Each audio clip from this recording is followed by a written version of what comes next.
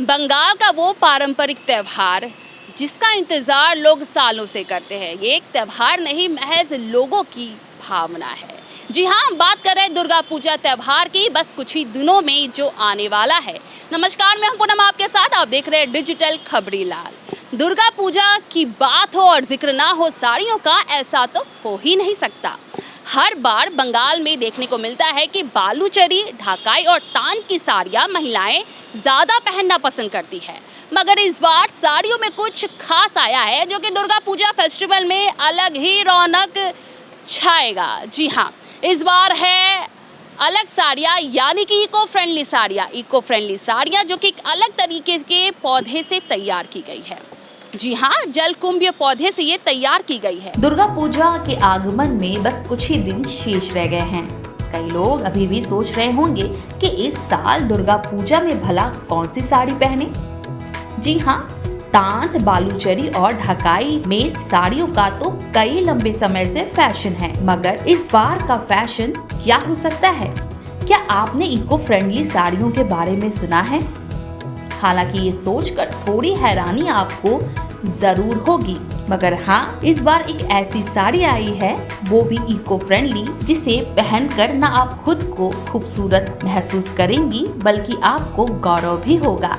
बंगाल की ये फैंसी साड़ी पूजो फैशन के लिस्ट में अब शुमार होने जा रही है। जी हाँ, जलकुंभी पौधे से बनाई गई है ये फ्यूजन साड़ियाँ। जलकुंभी एक बीजपत्री सपुष्पक जलीय पौधा है।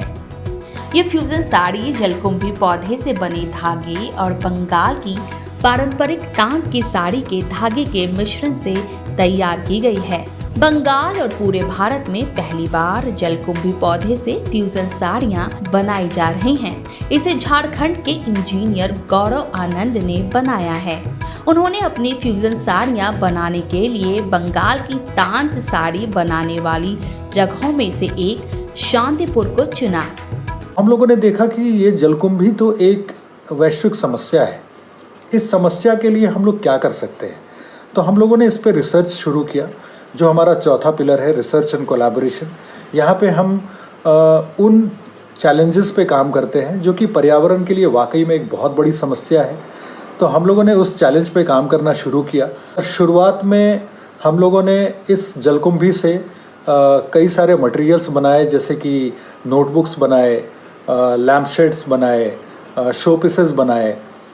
लेकिन धीरे धीरे इससे हम लोगों ने देखा कि इसमें सेल्यूलोज की भी मात्रा थी, तो इसमें से हमने फाइबर भी निकालने का काम किया। ये काम कुछ ऐसा है कि हम लोग सबसे पहले जिन भी गाँव में ये काम करते हैं महिलाओं के साथ, हम लोगों के बिहाफ में वो महिलाएं जो हैं नदियों से, तालाबों से ये जलकुंभी निकालती हैं। और जलकुंभी निकालने के बाद सबसे पहला काम क्या होता है कि जो उसकी जड़ों को और उसके पत्ते को काट के उसके तने को हम धूप में सुखाते हैं। हम लोगों ने पाया कि इसमें तो फाइबर का भी कुछ ना कुछ अंश है।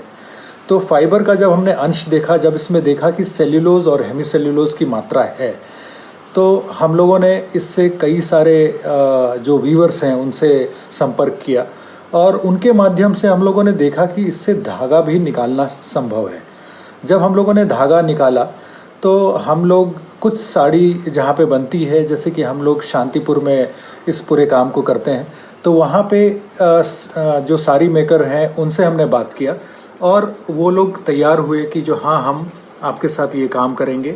बता दें, शांतिपुर तांत शिल्प उद्योग के लिए काफी प्रसिद्ध माना जाता है। यहाँ हर घर में चरखा चलता है। इनकी बनाई कई खूबसूरत साड़ियाँ दुनिया भर में मशहूर हैं। गौरव आनंद ने अपने प्रयासों को साकार करने के उद्देश्य से अपनी ये यात्रा शुरू की। ये साड़ियाँ जितनी खूबसूरत है उतनी ही टिकाऊ भी हैं, लेकिन ये बिल्कुल दूसरी साड़ियों की तरह ही नजर आती हैं। जलकुंभी पौधे से बनी ये इको फ्रेंडली साड़ी बिल्कुल अनोखी और बेहद खूबसूरत है, क्योंकि ये साड़ी प्राकृतिक रेशों से बनाई गई है।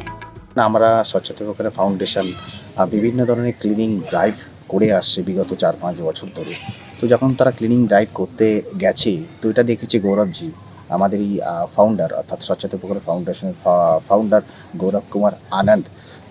তো তিনি একটা জিনিস দেখেছেন যে এই কচুরিপানা কিন্তু একটা হিউজ পরিমাণে সমস্ত জায়গাকে কিন্তু ব্লক করে রেখেছে, অর্থাৎ ওয়াটারটাকে ব্লক করে রেখেছে। তো এই কচুরিপানার নিষ্কাশনটা কীভাবে হতে পারে বা কীভাবে করা যেতে পারে, তো সেই চিন্তাভাবনা থেকে কিন্তু এই কচুরিপানা থেকে শাড়ির চিন্তাভাবনাটা এসছে। আমি একটু জাস্ট আপনাদের সামনে জাস্ট ছোট্ট করে তুলে ধরি।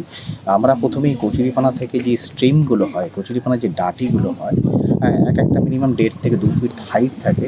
তো সেই ডাঁটি থেকে আমরা পেপার তৈরি করি। পেপার তৈরি করার পর বিভিন্ন ধরনের হোমমেড জিনিস আমরা বানাই।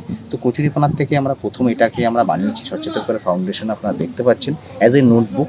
এই নোটবুকের যে কভারটা রয়েছে এটা কিন্তু টোটালটাই কিন্তু কচুরিপানা দিয়ে তৈরি এবং কচুরিপানা মেড। এবং আপনারা এখানে দেখতে পারবেন স্বচ্ছতা প্রকারে এই যে কাজটি করেছেন একেবারে গ্রামের মহিলারা, তারা কাজটি করছেন একদম নিডি এবং যাদের প্রয়োজন আমরা কিন্তু তাদেরকে দিয়েই কাজটা করাচ্ছি। আমাদের সাথে মিনিমাম 200 থেকে 300 পরিবার এই কাজ করছে এবং তারা তাদের রোজগার করছে আমাদের কাজটা করে। सचमुच ये साड़ियाँ बंगाल के तांत शिल्प उद्योग जगत में एक नया योगदान है। लेकिन जलकुंभी से केवल साड़ी ही नहीं बल्कि कई अन्य वस्तुएं भी बनाई जाती हैं। पर्यावरण से एकत्रित की गई ये चीजें शिल्पकार की एक उत्कृष्ट रचना है। हम यही आशा करते हैं कि इस दुर्गा पूजा सभी महिलाएं ये पर्यावरण अनुकूल उत्पाद को अपने जीवन में शामिल करें और ये खूबसूरत साड़ी पहनकर अन्य महिलाओं को भी इको फ्रेंडली होने के लिए संदेश दें। तांत शिल्प उद्योग जगत में इन्फ्यूज़न साड़ियों का एक अहम योगदान है। हम यही आशा करते हैं कि जलकुंभी पौधे से तैयार की गई इस साड़ियों को आप इस दुर्गा पूजा में ज़रूर पहनें। आपको ये भी बता दें कि जलकुंभ पौधे से न केवल ये साड़ियों का निर्माण हुआ है बल्कि कई अन्य सामग्रियों का भी निर्माण किया गया है। तो बस यही आशा है कि आप इस दुर्गा पूजा में इको फ्रेंडली साड़ियाँ पहने और लोगों को एक मैसेज दें कि अपने पर्यावरण को सुरक्षित बनाए रखें। मैं पूनम, वीडियो जर्नलिस्ट अर्घव भादुरी के साथ डिजिटल खबरीलाल।